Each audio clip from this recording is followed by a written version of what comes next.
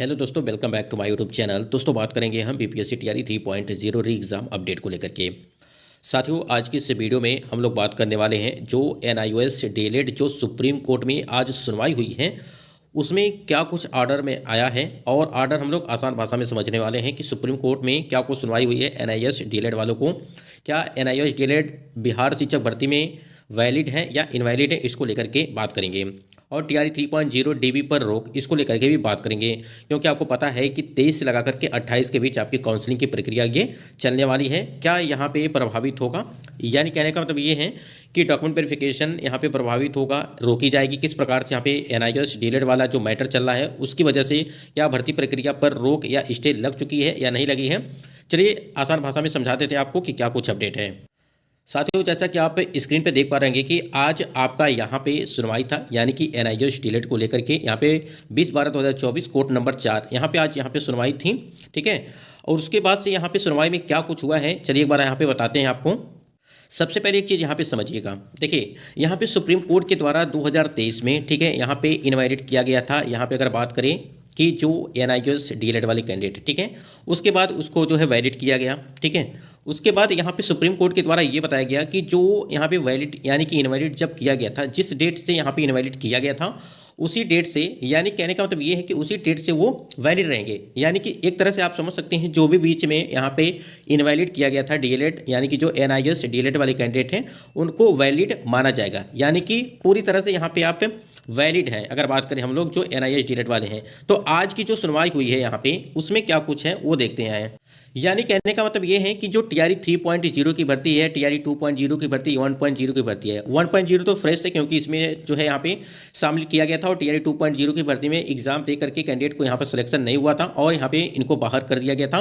और इसकी रिजल्ट को लेकर के यहाँ पे कैंडिडेट ने यहाँ पे सुप्रीम कोर्ट में गुहार लगाई थी और इसके लिए जो है वो रिजल्ट की मांग कर रहे हैं। अब यहाँ पे सवाल उठता है कि टीआरई 3.0 की भर्ती, क्योंकि 23 से लगा करके 28 के बीच आपकी जो है काउंसलिंग की प्रक्रिया ये चलने वाली थी, लेकिन इसमें भी अब परिवर्तन किया जाएगा, इसमें रोक लगाई जाएगी। और यहाँ पे जो एनआईओएस जो डीएलएड वाले कैंडिडेट हैं उनको इस भर्ती में मौका दिया जाएगा। ठीक है, अभी कई जगहों पे ये चीज़ बताया जा रहा है आपको कि जो टीआरई 3.0 वाले कैंडिडेट हैं और जो एनआईओएस डीएलएड वाले हैं, ठीक है, उसमें जो है उनकी काउंसलिंग कराई जाएगी। ठीक है, जबकि आप नोटिफिकेशन जा करके देखेंगे तो नोटिफिकेशन में साफ साफ चीज़ें मेंशन की गई हैं कि एनआईओएस डीएलएड वाले जो है वैलिड नहीं है टीआरई 3 के नोटिफिकेशन में। ठीक है, अब यहाँ पे आप समझ सकते हैं, कॉमन सेंस लगा सकते हैं कि जब यहाँ पे टीआरई 3.0 की भर्ती में ये चीज़ मेंशन की गई है कि वैलिड नहीं है, तो जो कैंडिडेट यहाँ पे फॉर्म अप्लाई नहीं किए हैं तो उनकी काउंसलिंग कैसे हो सकती है। ठीक है, तो बहुत सारी जगहों पे ये चीज़ें बताई जा रही है आपको कि एनआईओएस जो डीएलएड वाले कैंडिडेट हैं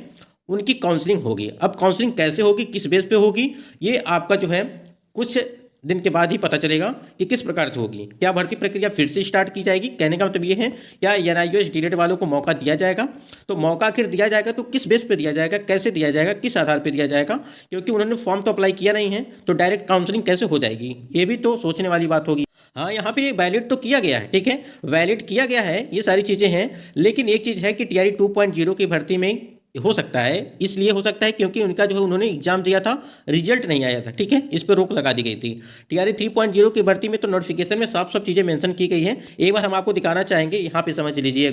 जब टीआरई 3.0 का नोटिफिकेशन जारी किया गया था तो आपको यहाँ पे एक चीज़ मेंशन किया गया था, नोट में आप देख पाएंगे यहाँ पे कि शिक्षा विभाग बिहार के पत्रांक संख्या 22-23, ठीक है, और दिनांक 7/12/2023 के आलोक में एनआईओएस द्वारा प्रदत्त 18 महीने के डीएलएड की उपाधि मान्य नहीं होगी। ठीक है, अब सोचिए, इसको जो भी कैंडिडेट यहाँ पे पढ़े होंगे उन्होंने तो फॉर्म अप्लाई नहीं किया होगा, क्योंकि यहाँ पे जो है यहाँ पे मान्य नहीं किया गया था।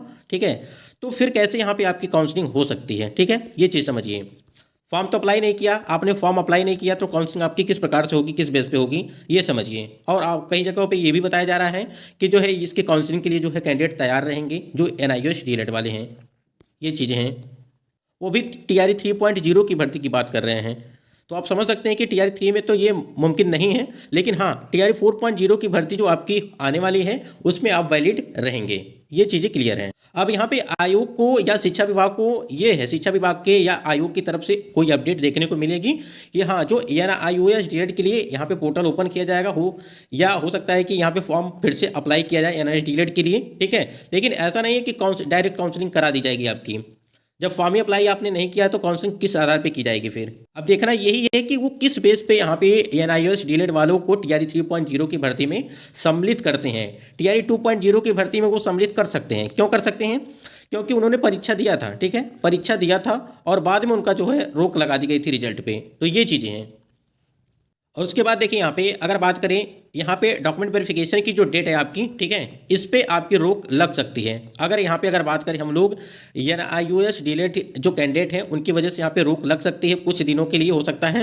उसके बाद यहाँ पे क्या क्या किस प्रकार से यहाँ पे सम्मिलित किया जाएगा एनआईओएस डीलेड वालों को टीआरई 3.0 की भर्ती में, वो कहीं ना कहीं एक नया तरीका होना चाहिए आयोग और शिक्षा विभाग की तरफ से, ठीक है।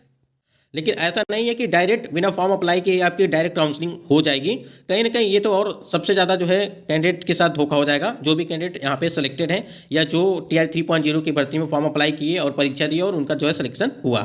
और देखिए यहाँ पे रोक आपकी लग सकती है, क्योंकि देखिए यहाँ पे जो 23 से लगा करके 28 के बीच आपकी जो है यहाँ पे काउंसलिंग की प्रक्रिया होने वाली थी, उसमें जो है ये संभव नहीं है। जिस प्रकार से यहाँ पे अपडेट देखने को मिल रही है, पहले आपकी 16 से लगा करके 20 तारीख तक थी, 23 से लगा करके 28 तारीख तक थी, तो दोनों यहाँ पे कैंसिल कर दिया गया है। अब यहाँ पे नई डेट आपको जो है देखने को मिलेगी। थोड़ा सा इंतजार करिए। बाकी एनआईओएस डिलीट की वजह से हो सकता है कि इस पर थोड़ा बहुत प्रभावित हो सकता है अगर बात करें टीआरई 3.0 की भर्ती, ठीक है। नोटिस आने दीजिए, सारी चीज़ें आपको क्लियर कर देंगे। बाकी ये चीज़ समझिए कि जो एनआईओएस डीलेड का जो आज मैटर था वो पूरी तरह से क्लियर हो गया कि उनको जो है सम्मिलित किया जाएगा। अब सम्मिलित करने का सेंस ये है कि टीआरई 4.0 की भर्ती यानी कि जो नई भर्ती है उसमें सम्मिलित की जाएगी, ठीक है, ये तो क्लियर हो गया। लेकिन जो टीआरई 2.0 की भर्ती प्रक्रिया थी उसमें सम्मिलित किया जाएगा या नहीं किया जाएगा। और उसके बाद से यहाँ बात करें टीआरई 3.0 की भर्ती में, टीआरई 3.0 की भर्ती में फॉर्म अप्लाई तो हुआ नहीं है, तो कैसे यहाँ पे काउंसलिंग प्रक्रिया इनकी कराई जाएगी, ये भी कहीं ना कहीं एक बड़ी बात होगी अगर देखा जाए तो।